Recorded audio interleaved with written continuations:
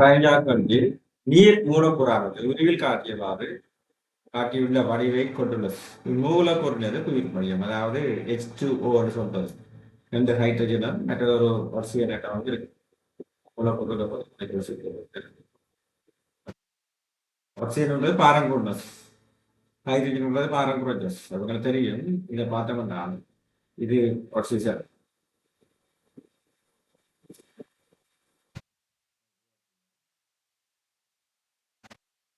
அதே படத்தை வச்சு பார்க்கலாம்.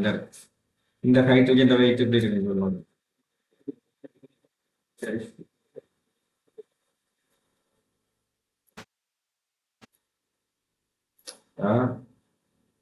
வேற இருக்கிற ஹைட்ரஜன் வெயிட் வந்து இருக்கு, இருக்கிற ஹைட்ரஜன் வெயிட்டும் இருக்கு. அப்போ வந்து இணைக்க வாரத்தை பொறுத்து தான் விளைவின் புவியீர்ப்பு மையம் இருக்கு. இதனைக்கு வரணும்னா விளைவின் மையம் இருக்கும் என்றால் இது இவரை வைத்து சேர்ந்து இதில் 2 ஹைட்ரஜன் கட்டத்தில் வைத்து இதுல என்ன இருக்கும், ஒரு ஆக்சிஜன் ஆட்டத்தில் வைத்து WO. இது ஹைட்ரஜன் ஒவ்வொன்று போடுறோம். டபிள்யூ வந்து போடுவோம் ஆக்சிஜன். இது வந்து ஹைட்ரஜன் வெயிட் WH என்று போடுவோம். WH என்றதான் 2 ஹைட்ரஜன் வெயிட் இருக்கு. ஓகே, WH என்றது 2 ஹைட்ரஜன் வெயிட்.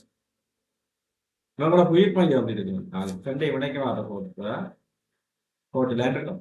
அதாவது டீக்கு உடையில நாங்கள் இதை செய்ய வச்சு யோசிக்காம என்ன செய்யணும், ஒரு கிடைக்கூட வருவோம். ஒரு கிடைக்கூட வரும். இந்த இருக்கு கிடைக்கூட சரியான இங்கே 2 ஹைட்ரஜன் WH.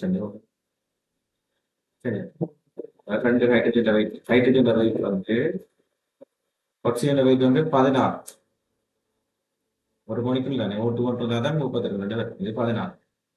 சரி, இது 16 கிராம் எடுத்து வந்தால் இதில் 2 ஹைட்ரஜன் 2 கிராம் எடுத்து வந்தால் குயிக் மையம் இப்போ பெரிய விஷயம் கிட்ட இருக்கும், இவருக்கிட்ட இருக்கும் சென்டர் ஆஃப் கிராவிட்டி.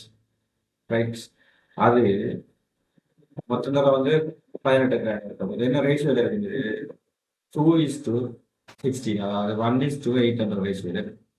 1:800 வரக்கூடிய மாதிரி வரணும் அந்த புள்ளி.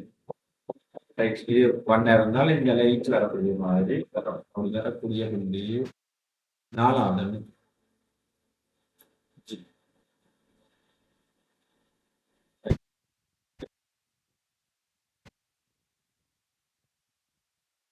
எஸ் சார்,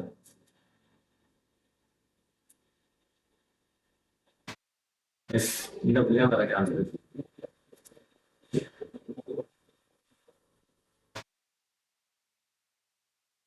இந்த மொத்த தூரம் இந்த தூரம் வந்து எடுத்துப்பாங்கன்னால் இது ஒரு பக்கம் அப்படி வரக்கூடியது. அதாவது எஸ் என்றது